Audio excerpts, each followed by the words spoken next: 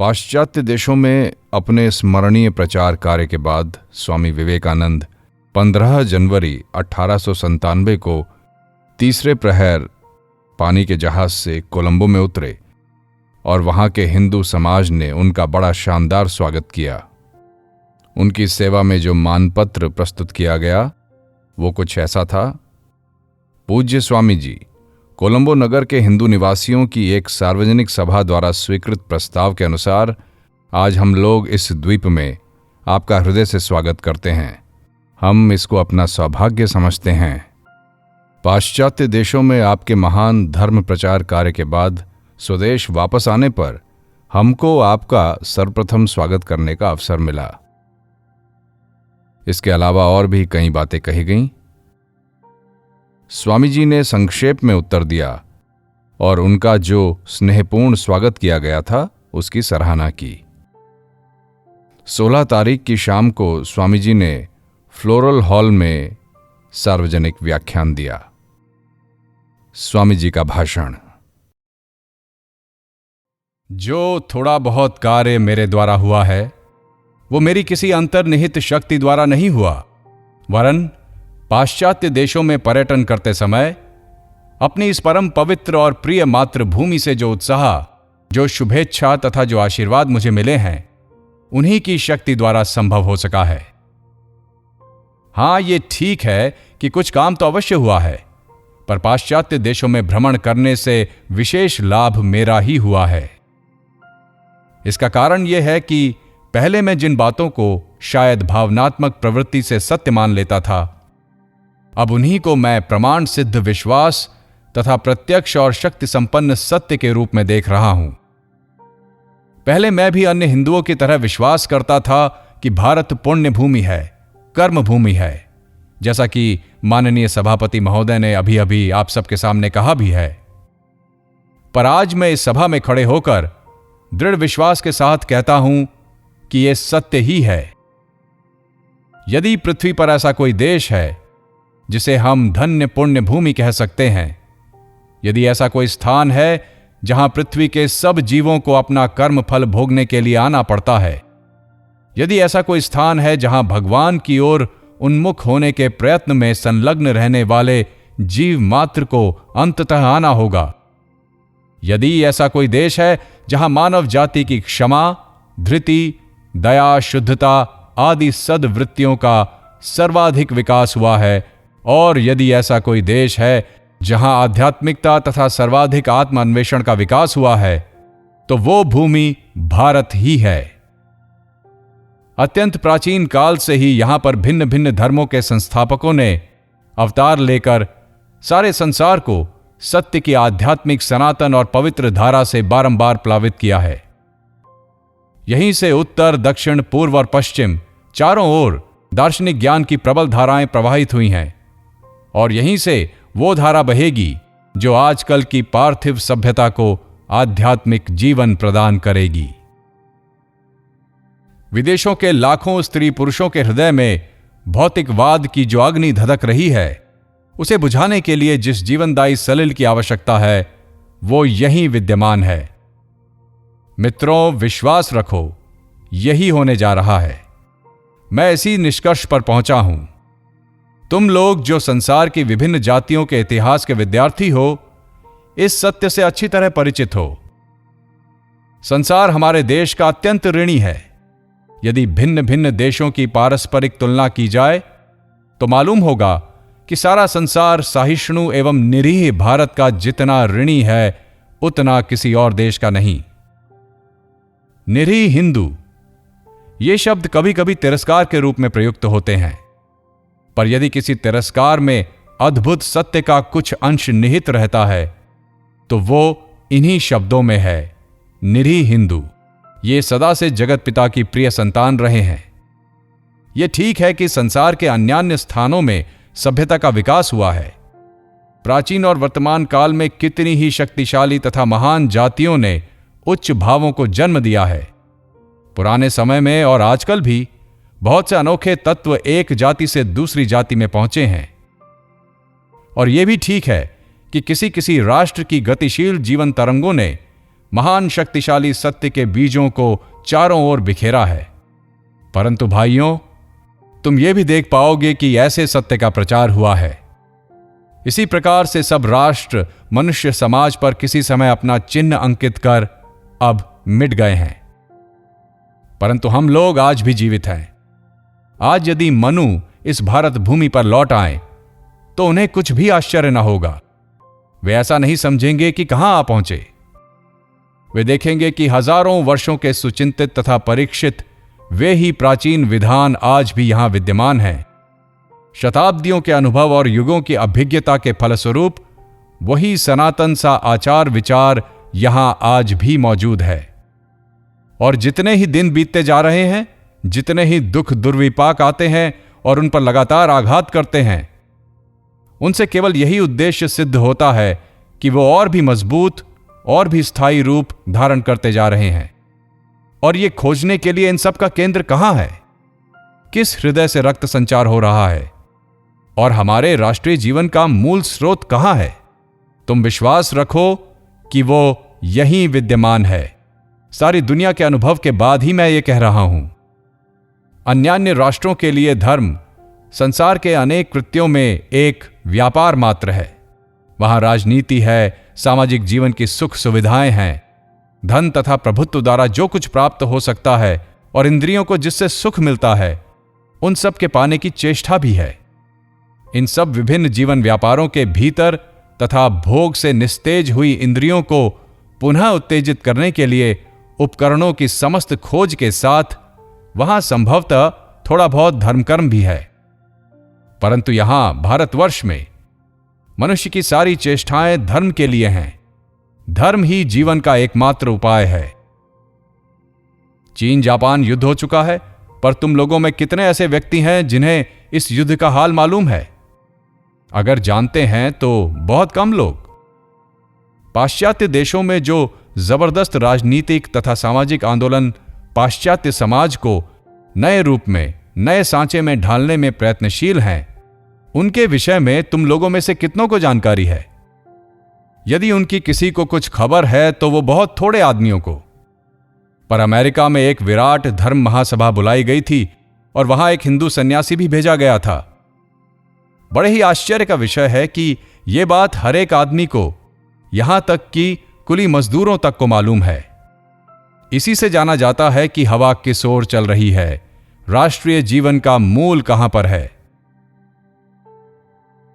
पहले मैं पृथ्वी का परिभ्रमण करने वाले यात्रियों, विशेषतः विदेशियों द्वारा लिखी हुई पुस्तकों को पढ़ा करता था, जो प्राच्य देशों के जन समुदाय की अज्ञता पर खेद प्रकाश करते थे। पर अब मैं समझता हूं कि यह अंशतः सत्य है और साथ ही अंशतः असत्य भी।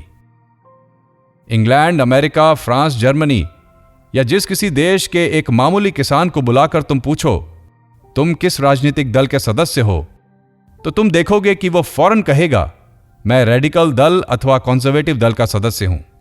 और वो तुमको यह भी बता देगा कि वो अमुक व्यक्ति के लिए अपना मत देने वाला है। अमेरिका का किसान जानता है कि वो रिपब्लिकन दल का है या डेमोक्रेटिक दल का। इतना ही नहीं, वरन वो रौप्य समस्या के विषय से भी कुछ कुछ अवगत है। पर यदि तुम उससे उसके धर्म के विषय में पूछो तो वो केवल कहेगा, मैं गिरजाघर जाया करता हूं और मेरा संबंध ईसाई धर्म की अमुक शाखा से है। वो केवल इतना ही जानता है और इसे पर्याप्त समझता है। दूसरी ओर किसी भारतवासी किसान से पूछो कि क्या वो राजनीति के विषय में कुछ जानता है, तो वो उत्तर देगा, ये क्या है? वो समाजवादी आंदोलनों के संबंध में अथवा श्रम और पूंजी के पारस्परिक संबंध के विषय में तथा इसी तरह के अन्यान्य विषयों की जरा भी जानकारी नहीं रखता। उसने जीवन में कभी इन बातों को सुना ही नहीं है। वो कठोर परिश्रम पर जीविकोपार्जन करता है। पर यदि उससे पूछा जाए, तुम्हारा धर्म क्या है, तो वो उत्तर देगा, देखो मित्र, मैंने इसको अपने माथे पर अंकित कर रखा है। धर्म के प्रश्न पर वो तुमको दो चार अच्छी बातें भी बता देगा। ये बात मैं अपने अनुभव के बल पर कह रहा हूं। ये है हमारे राष्ट्र का जीवन। प्रत्येक मनुष्य में कोई न कोई विशेषता होती है। प्रत्येक व्यक्ति भिन्न भिन्न मार्गों से उन्नति की ओर अग्रसर होता है। हम कहते हैं पिछले अनंत जीवनों के कर्मों द्वारा मनुष्य का वर्तमान जीवन एक निश्चित मार्ग में चलता है, क्योंकि अतीत काल के कर्मों की समिष्टि ही वर्तमान में प्रकट होती है और वर्तमान समय में हम जो कुछ भी कर्म कर रहे हैं, हमारा भावी जीवन उसी के अनुसार गठित हो रहा है। इसीलिए यह देखने में आता है कि इस संसार में जो कोई आता है उसका एक ना एक और विशेष झुकाव होता है, उस ओर मानो उसे जाना ही पड़ेगा, मानो उस भाव का अवलंबन किए बिना वो जी ही नहीं सकता।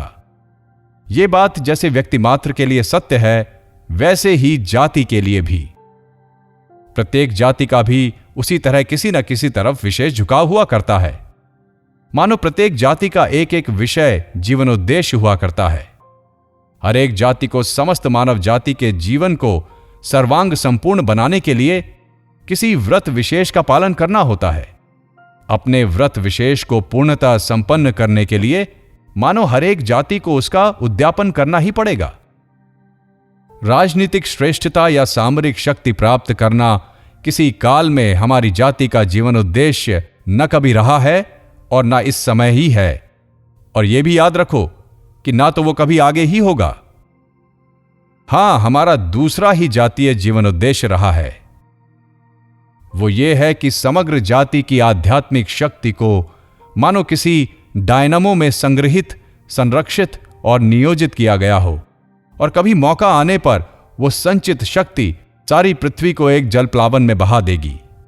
जब कभी फारस, यूनान, रोम, अरब या इंग्लैंड वाले अपनी सेनाओं को लेकर दिग्विजय के लिए निकले और उन्होंने विभिन्न राष्ट्रों को एक सूत्र में ग्रथित किया है, तभी भारत के दर्शन और आध्यात्म नवनिर्मित मार्गों द्वारा संसार की जातियों की धमनियों में होकर प्रवाहित हुए हैं। समस्त मानवीय प्रगति में शांति प्रिय हिंदू जाति का कुछ अपना योगदान भी है, और आध्यात्मिक आलोक ही भारत का वो दान है।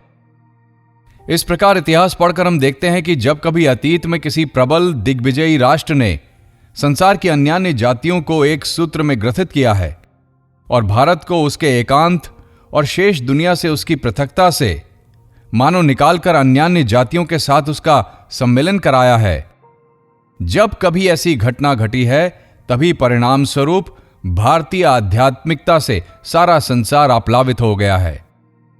19वीं शताब्दी के आरंभ में वेद के किसी एक साधारण से लैटिन अनुवाद को पढ़कर, जो अनुवाद किसी नवयुवक फ्रांसीसी द्वारा वेद के किसी पुराने फारसी अनुवाद से किया गया था, विख्यात जर्मन दार्शनिक शोपेनहावर ने कहा है, समस्त संसार में उपनिषद के समान हितकारी और उन्नायक अन्य कोई अध्ययन नहीं है। जीवन भर उसने मुझे शांति प्रदान की है और मरने पर भी वो मुझे शांति प्रदान करेगा। आगे चलकर वे ही जर्मन ऋषि ये भविष्यवाणी कर गए हैं, यूनानी साहित्य के पुनरुत्थान से संसार के चिंतन में जो क्रांति हुई थी, शीघ्र ही विचार जगत में उससे भी शक्तिशाली और दिगंत व्यापी क्रांति का विश्व साक्षी होने वाला है। आज उनकी वो भविष्यवाणी सत्य हो रही है। जो लोग आंख खोले हुए हैं, जो पाश्चात्य जगत की विभिन्न राष्ट्रों के मनोभावों को समझते हैं, जो विचारशील हैं तथा जिन्होंने भिन्न भिन्न राष्ट्रों के विषय में विशेष रूप से अध्ययन किया है, वे देख पाएंगे कि भारतीय चिंतन के इस धीर और अविराम प्रवाह के सहारे संसार के भावों, व्यवहारों, पद्धतियों और साहित्य में कितना बड़ा परिवर्तन हो रहा है। हां, भारतीय प्रचार की अपनी विशेषता है। इस विषय में मैं तुम लोगों को पहले ही संकेत कर चुका हूं। हमने कभी बंदूक या तलवार के सहारे अपने विचारों का प्रचार नहीं किया। यदि अंग्रेजी भाषा में कोई ऐसा शब्द है जिसके द्वारा मानव जाति पर भारतीय साहित्य का प्रभाव व्यक्त किया जाए, तो यही एकमात्र शब्द सम्मोहन, फैसिनेशन है। यह सम्मोहिनी शक्ति वैसी ही है जिसके द्वारा मनुष्य एकाएक मोहित हो जाता है। यह फैसिनेशन, यह सम्मोहिनी शक्ति वैसी नहीं है जिसके द्वारा मनुष्य एकाएक मोहित हो जाता है, बल्कि यह ठीक उसके विपरीत है। यह धीरे धीरे बिना कुछ मालूम हुए मानो तुम्हारे मन पर अपना आकर्षण डालती है। बहुतों को भारतीय विचार, भारतीय प्रथा, भारतीय आचार व्यवहार, भारतीय दर्शन और भारतीय साहित्य पहले पहल कुछ प्रतिषेधक से मालूम होते हैं, परंतु यदि वे धैर्यपूर्वक उक्त वाक्यों का विवेचन करें, मन लगाकर अध्ययन करें और इन तत्वों में निहित महान सिद्धांतों का परिचय प्राप्त करें, तो फलस्वरूप 99% लोग आकर्षित होकर उनके विमुग्ध हो जाएंगे। सवेरे के समय गिरने वाली कोमल ओस ना तो किसी की आंखों से दिखाई देती है और ना उसके गिरने से कोई आवाज ही कानों में सुनाई पड़ती है। ठीक उसी तरह ये शांत, सहिष्णु, सर्वसह धर्मप्राण जाति धीर और मौन होने पर भी विचार साम्राज्य में अपना जबरदस्त प्रभाव डालती जा रही है। प्राचीन इतिहास का पुनर्भिनय फिर से आरंभ हो गया है।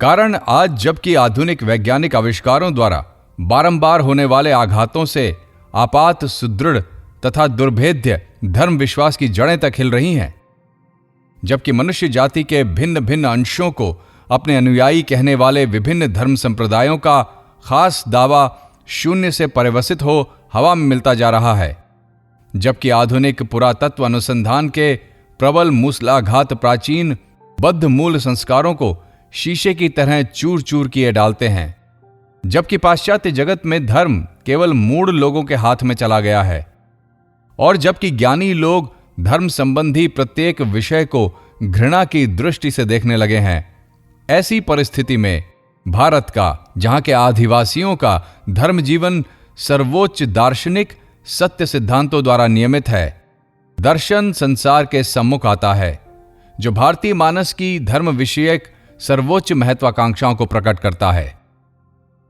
इसीलिए आज ये सब महान तत्व, असीम अनंत जगत का एकत्व, निर्गुण ब्रह्मवाद, जीवात्मा का अनंत स्वरूप और उसका विभिन्न जीव शरीरों में अविच्छेद्य संक्रमण रूपी अपूर्व तत्व तथा ब्रह्मांड का अनंतत्व सहज ही रक्षा के लिए अग्रसर हो रहे हैं।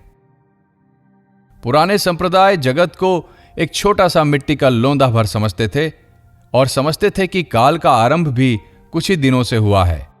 केवल हमारे ही प्राचीन धर्मशास्त्रों में यह बात मौजूद है कि देश, काल और निमित्त अनंत हैं, एवं इससे भी बढ़कर हमारे यहाँ के तमाम धर्म तत्वों के अनुसंधान का आधार मानवता की अनंत महिमा का विषय रहा है।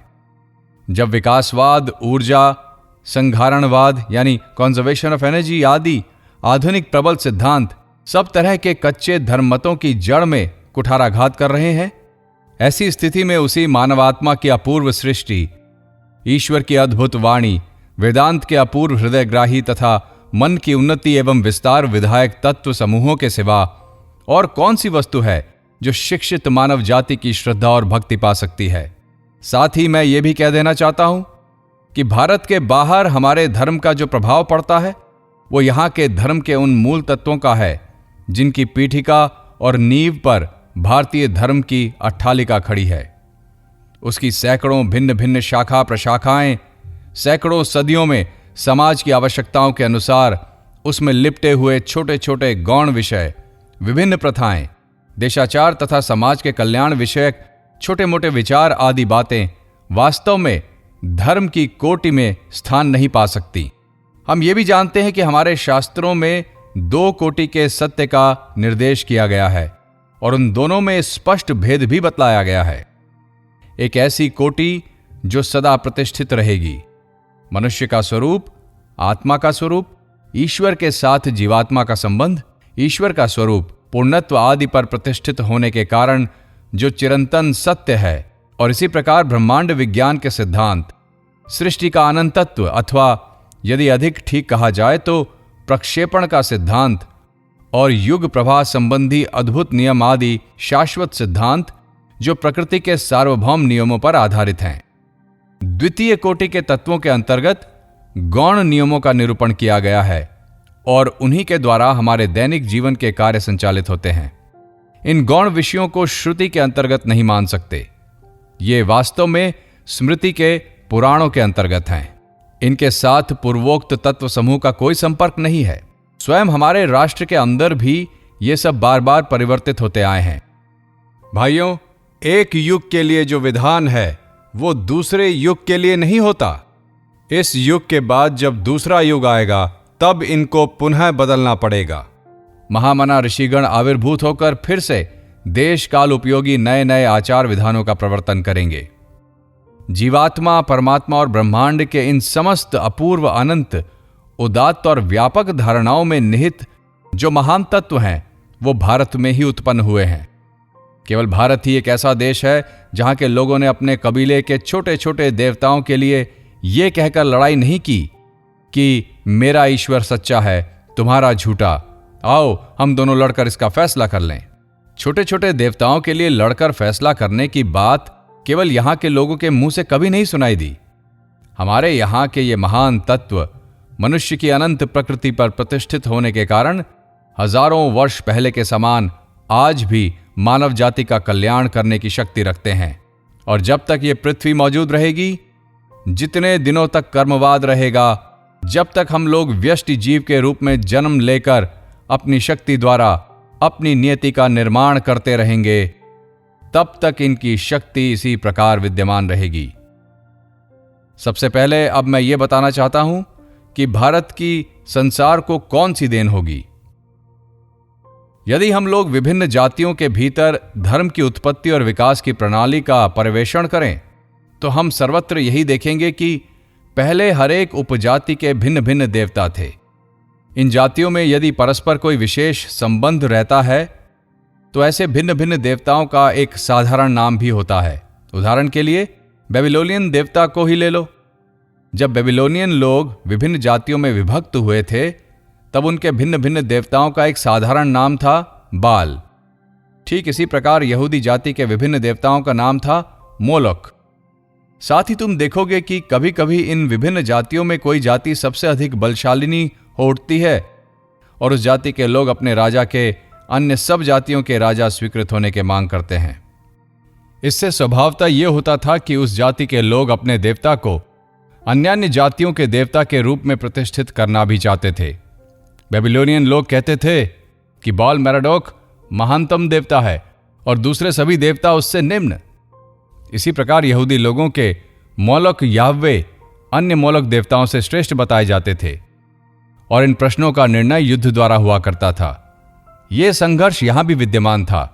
प्रतिद्वंदी देवगण अपनी श्रेष्ठता के लिए परस्पर संघर्ष करते थे, परंतु भारत और समग्र संसार के सौभाग्य से इस अशांति और लड़ाई झगड़े के बीच में यहां एक वाणी उठी जिसने उद्घोष किया, एकम सद्विपा बहुधा वदंती, सत्ता एकमात्र है। पंडित लोग उसी एक का तरह तरह से वर्णन करते हैं। शिव विष्णु की अपेक्षा श्रेष्ठ नहीं, अथवा विष्णु ही सब कुछ है, शिव कुछ नहीं, ऐसी भी बात नहीं है। एक सत्ता को ही कोई शिव, कोई विष्णु और कोई और ही किसी नाम से पुकारते हैं। नाम अलग अलग हैं पर वो एक ही है। इन्हीं कुछ बातों से भारत का समग्र इतिहास जाना जा सकता है। समग्र भारत का इतिहास जबरदस्त शक्ति के साथ ओजस्वी भाषा में उसी एक मूल सिद्धांत की पुनरुक्ति मात्र है।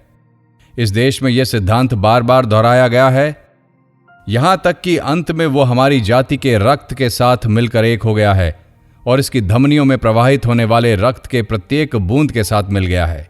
वो इस जीवन का एक अंग स्वरूप हो गया है। जिस उपादान से यह विशाल जातीय शरीर निर्मित हुआ है, उसका वो अंश रूप हो गया है। इस प्रकार ये देश दूसरे के धर्म के प्रति सहिष्णुता के एक अद्भुत लीला क्षेत्र के रूप में परिणत हो गया है। इसी कारण इस प्राचीन मातृभूमि में हमें सब धर्मों और संप्रदायों को सादर स्थान देने का अधिकार प्राप्त हुआ है। इस भारत में आपाततः एक दूसरे के विरोधी होने पर भी ऐसे बहुत से धर्म संप्रदाय हैं जो बिना किसी विरोध के स्थापित हैं। इस अत्यंत विचित्र बात का एकमात्र यही कारण है। संभव है कि तुम द्वैतवादी हो और मैं अद्वैतवादी। संभव है कि तुम अपने को भगवान का नित्य दास समझते हो और दूसरा ये कहे कि मुझ में और भगवान में कोई अंतर नहीं, पर दोनों ही हिंदू हैं और सच्चे हिंदू हैं। ये कैसे संभव हो सका है? इस प्रश्न का उत्तर जानने के लिए उसी महावाक्य का स्मरण करो, एकम सद्विप्रा बहुधा वदंती। मेरे स्वदेशवासी भाइयों, सबसे ऊपर यही महान सत्य हमें संसार को सिखाना होगा। और देशों के शिक्षित लोग भी नाक मुंह सिकोड़कर हमारे धर्म को मूर्ति पूजक कहते तथा समझते हैं। मैंने स्वयं उन्हें ऐसा कहते देखा है, पर वे कभी स्थिरचित होकर ये नहीं सोचते कि उनका मस्तिष्क कैसे कुसंस्कारों से परिपूर्ण है।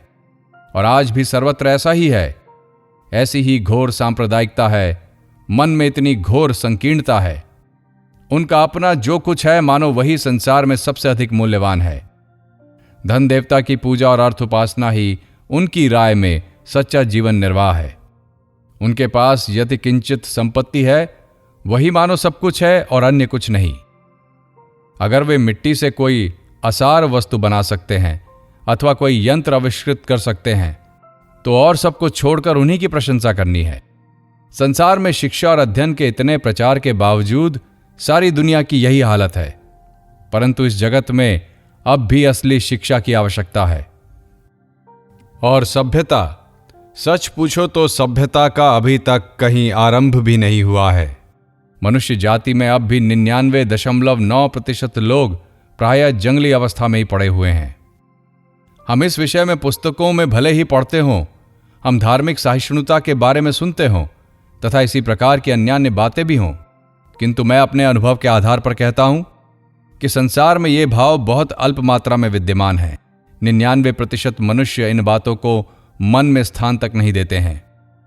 संसार के जिस किसी देश में मैं गया वहीं मैंने देखा कि अब भी दूसरे धर्मों के अनुयायियों पर घोर अत्याचार जारी है। कुछ भी नया सीखने के विरुद्ध आज भी वही पुरानी आपत्तियां उठाई जाती हैं। संसार में दूसरे के धर्म के प्रति सहिष्णुता का यदि थोड़ा बहुत भाव आज भी कहीं विद्यमान है, यदि धर्म भाव से कुछ भी सहानुभूति है, तो वो कार्यता यहीं इसी आर्य भूमि में है और कहीं नहीं।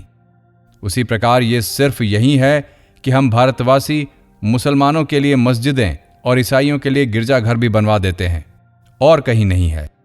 यदि तुम दूसरे देश में जाकर मुसलमानों से अथवा अन्य कोई धर्मावलंबियों से अपने लिए एक मंदिर बनवाने को कहो तो फिर तुम देखोगे कि तुम्हें क्या सहायता मिलती है। सहायता का तो प्रश्न ही क्या, वे तुम्हारे मंदिर को और हो सके तो तुमको भी विनष्ट कर देने की कोशिश करेंगे। इसी से संसार को अब भी इस महान शिक्षा की विशेष आवश्यकता है। संसार को भारतवर्ष से दूसरों के धर्म के प्रति सहिष्णुता की ही नहीं, दूसरों के धर्म के साथ सहानुभूति रखने की भी शिक्षा ग्रहण करनी होगी। इसको महिग्न स्तोत्र में भली भांति व्यक्त किया गया है। हे शिव, जिस प्रकार विभिन्न नदियां विभिन्न पर्वतों से निकलकर सरल तथा वक्र गति से प्रवाहित होकर अनंत समुद्र में ही मिल जाती हैं, उसी प्रकार अपनी विभिन्न प्रवृत्तियों के कारण जिन विभिन्न मार्गों को लोग ग्रहण करते हैं, सरल या वक्र रूप में विभिन्न लगने पर भी वे सभी तुम तक ही पहुंचते हैं।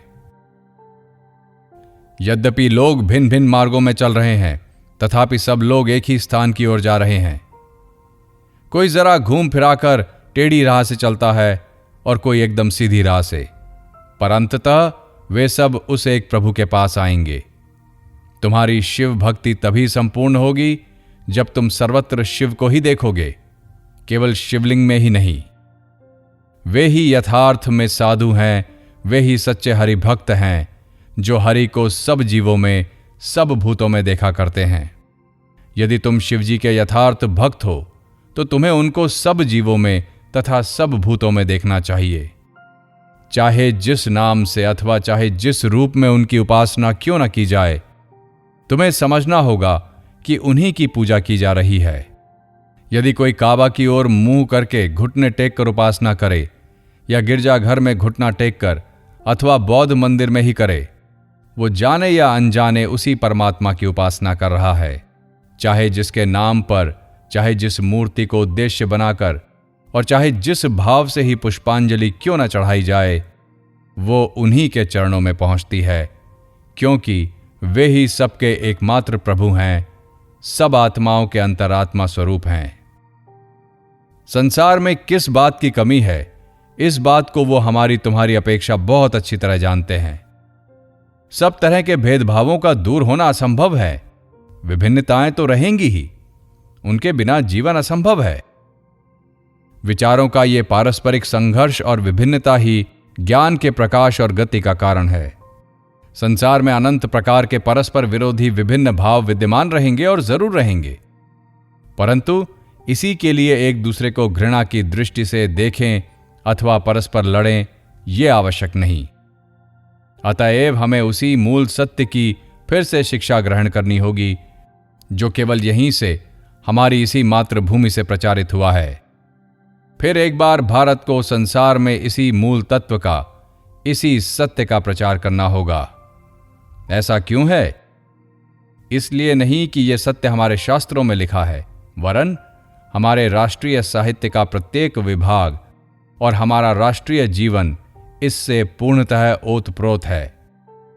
यहीं और केवल यहीं दैनिक जीवन में उसका अनुष्ठान होता है, और कोई भी व्यक्ति जिसकी आंखें खुली हैं यह स्वीकार करेगा कि यहां के सिवा और कहीं भी इसका अभ्यास नहीं किया जाता।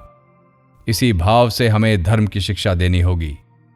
भारत इससे भी ऊंची शिक्षाएं देने की क्षमता अवश्य रखता है, पर वे सब केवल पंडितों के ही योग्य हैं, और विनम्रता की, शांत भाव की, इस तितीक्षा की, इस धार्मिक सहिष्णुता की तथा इस सहानुभूति की और भाईचारे की महान शिक्षा प्रत्येक बालक, स्त्री, पुरुष, शिक्षित, अशिक्षित, सब जाति और वर्ण वाले सीख सकते हैं। तुमको अनेक नामों से पुकारा जाता है, पर तुम एक हो। एकम सद्विप्रा बहुधा वदन्ति।